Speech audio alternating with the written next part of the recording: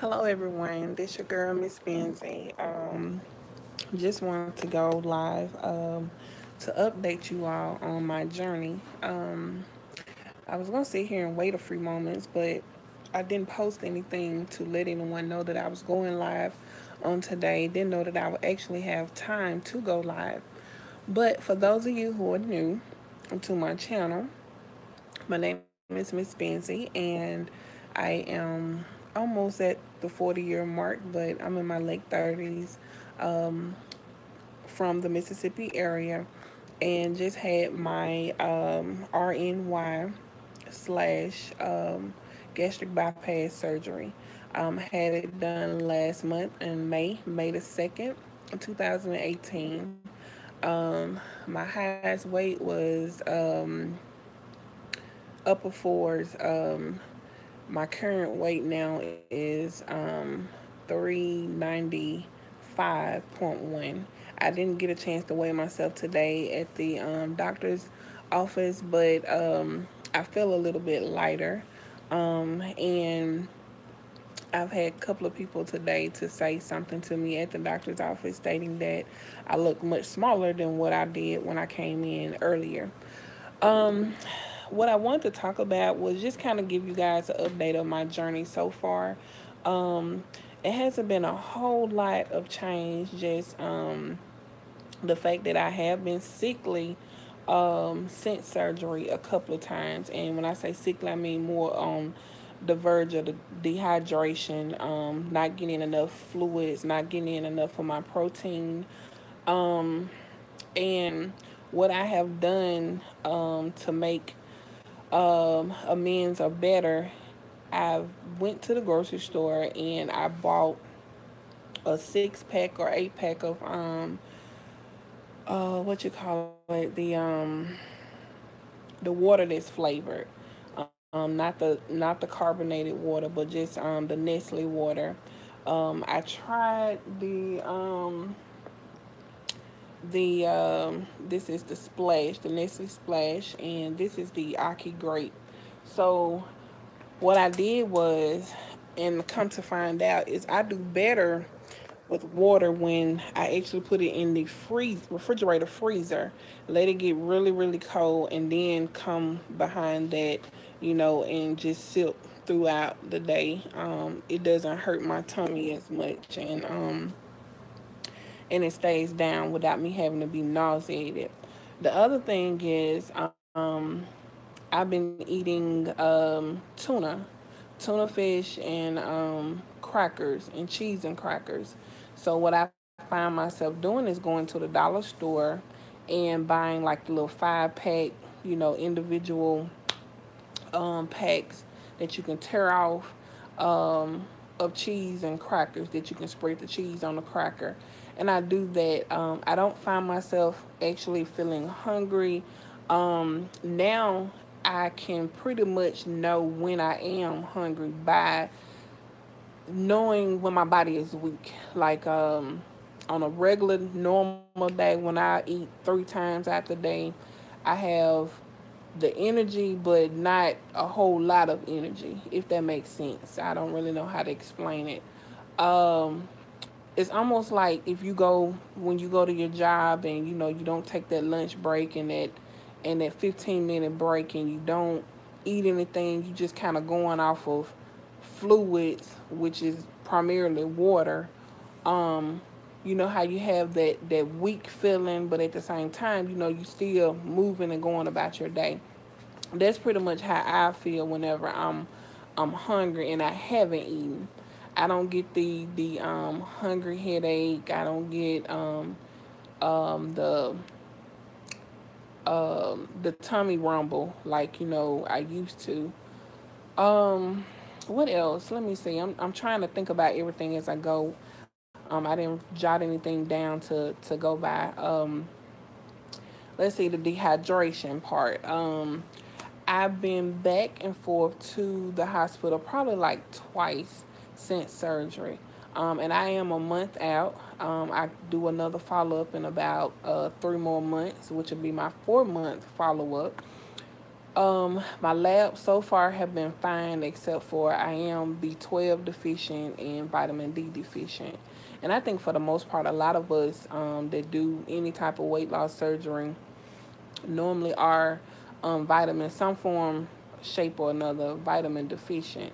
And like I said, I'm not a doctor or in no way. So, disclaimer, you know, go by what your doctor say or tell you to do or give you advice on. But this is just my opinion and what I think and what has transpired with me. For those of you considering this surgery, my the hydration came, like I said, from not really getting my water intake in throughout the day. You're supposed to get in about 64 ounces a day, which is equivalent to 8 glasses of water, and I haven't been doing it. I try. The most I was getting in was maybe like a bottle and a half, if that. That was on a good day. Um, but I just stayed like full, especially after I ate something. They tell you to wait 30 minutes after eating to start drinking and 30 minutes before, you eat. But it was just kind of hard. And then when I do the protein supplement as a meal, I would probably do half a protein premier shake, and that was it. And then maybe try to do the other half later on before I go to bed, but I still end up only doing that half and still not getting in my protein. I can tell a tremendous difference when I'm not getting in my protein. I can tell from muscle weakness, let's see, and energy wise, I can tell as well. So I would say to you guys, it's very imperative, important to get that protein in. I don't care how you do it. It's very important. So that's why I said what I've started doing is eating my protein instead of trying to drink my protein. And I do that with eggs. I do that with the tuna. I do that with the chicken salad. I've done fish. I did baked fish, and it was pretty good. It was different because I'm so used to eating fried fish or doing the baked tilapia, but I didn't do the baked tilapia. I did catfish, and they were saying to do tilapia, being better. Um, but it was fluffy still, the way the person cooked it for me. Um, Also, family support has been good. I have had that support system, and I would tell anyone to have that support is going to be detrimental to your success. Unless you just this strong minded, focused person to where you just don't let anything get in your way. Definitely that support system is going to be off the chain. There have been times that I've been emotional to the point to where things were going on in my personal life, things were going on around me, death in the family, stuff like that. And if I didn't have that support system that I had and have, I don't know how I would be dealing with this. I really don't. And that was before surgery. And now since surgery, I mean, just the experience of dumping, um, not being able to eat and drink as you eat your food, and getting things stuck.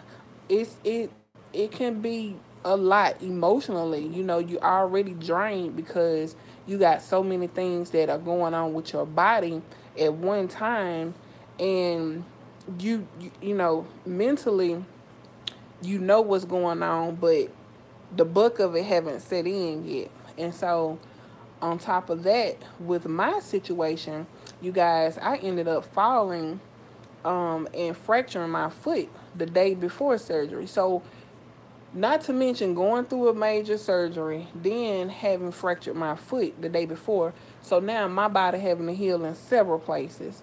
So it's just been a up and down battle and journey. So like I said, if you have those friends, you have that family, that husband, spouse, boyfriend, girlfriend type of relationship, or friend girls, friend guys that can support you, keep them in your corner because you're going to need them. They're going to help take your mind off of things when things are getting strenuous, bad. You don't feel like working out. You don't feel like doing this. It's gonna be days that you don't want to get out of bed, and believe it or not, my boyfriend had told me the same thing. It's gonna be times that you ain't gonna want to get out of bed. You ain't gonna want to work out, and if he's watching, you were right. So it has gotten to some of those points that he brought up beforehand, and I'm thankful to have had him in my corner, um, you know, before and after this surgery. I'm thankful for my family and my friends that are very supportive, that call and check in on me, that keep me geared up for this thing. And I've lost a total of 50 pounds already. So I'm thankful. I thank God, for him, allowing me to be able to go through this, and not as emotional as some people have been. But I'm looking forward to losing and making it to that 100-pound mark. I'm giving myself up until at least August, which I know I should hit it before August of this year. So you guys that are following me, I hope that you guys can, be my cheerleaders on the sideline, and give me that support and that extra push that I need to make it there. And I haven't been able to do a lot of exercise and a whole lot of walking even. I mean, I walk, but I don't do like 30 minutes or an hour or anything like that, due to me having to wear that boot most most of the time. And so I try to keep that much pressure off of my foot so it can go ahead and heal properly and correctly. But let's see what else. I have yes, I did get something stuck. I got a piece of bread that was stuck in, I guess, in my pouch or something, that didn't actually break down all the way. And those of you that are, only 4 weeks out, 3 weeks out, bread, no, no. Some people can tolerate it with the sleeve a little bit better, from what I've been watching videos on YouTube here. But I say for any of us that has the gastric bypass, no bread. I mean, that's just my suggestion and opinion. But I did get it stuck, and thankfully I was able to call my surgeon in office, and they was able to tell me what to do, without it being, something to have to come in through the emergency room. But I chewed and chewed and chewed, and I thought that would be fine. And that's what my book say, chew all your food slowly and make sure you chew it thoroughly so that it will, digest. But that bread only worked as a sponge, and it kind of stayed there. So you guys be careful with that. Let's see what else. My skin has been clearing up tremendously. For those of you who have had this surgery and are a year post-op or 6 months post-op, definitely comment. Let us know, in the other viewers, what we'll see that will transition along the way. I know my face has slimmed up quite a bit.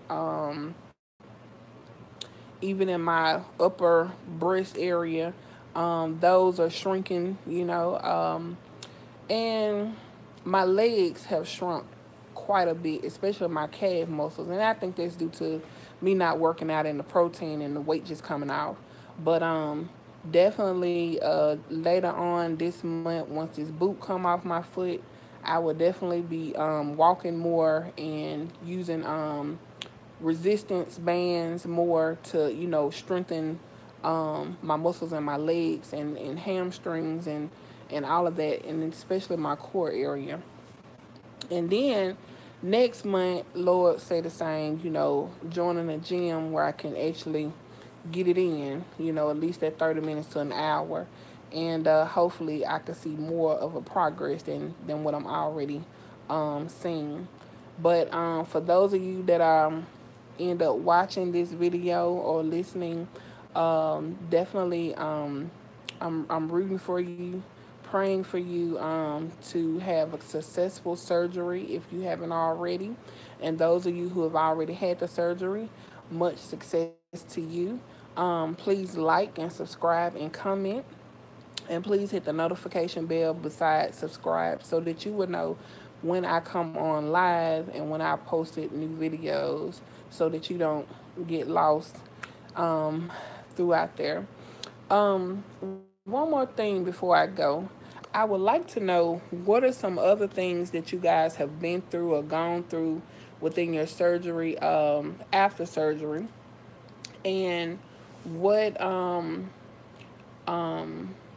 like compression, do you wear compression clothing, compression gear to keep the flabs off your arms from hanging more, that mid section, just give us some pointers, some tips, because we can't watch everybody's video. I mean, as big as YouTube is and the community is, you can't watch everybody's video to get that good sound, good advice. So for those of you that do watch my video, please leave us some comments. Please subscribe so that we can follow each other, so that we can network and see what it is that we all need to do. Because, like I say, I'm new at this and I want to do better on my part, as far as my health goes. Vitamin wise, water wise, protein wise, um, clothing wise. If it's some different places online where the clothes are cheaper, the different vitamins are cheaper.